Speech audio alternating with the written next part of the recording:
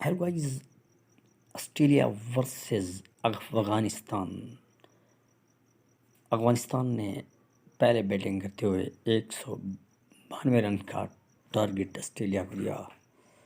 تو وہ یہ ٹارگٹ بظاہر تو بہت مشکل لگ رہا تھا، واقعی مشکل بن گیا جب 90 کے سکور پر 7 وکٹیں گر گئیں آسٹریلیا کی. تو میکسویل نے دوسرے اینڈ پر اپنی ٹیم کو سنبھالا دیا اور شاندار اننگز پاری کھیلی، اور اس موقع پر میکسویل سنچری سکور کر کے بلا ہوا میں لہرا رہے ہیں.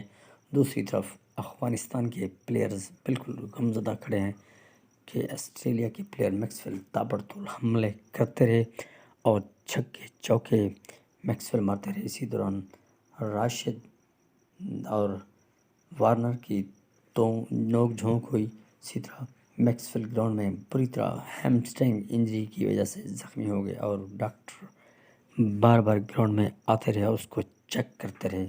اس کے بعد میکسویل نے 150 رنز بنا لیے اور بلہ ہوا میں لہرا دیا. اسی طرح میکسویل افغانستان کے خلاف 150 رنز بنا کر ناٹ رہے اور اپنی ٹیم کو سکور آگے لے جانے میں بہت کارآمد رہے. میکسویل نے شاندار تقریباً 10 چھکے لگائے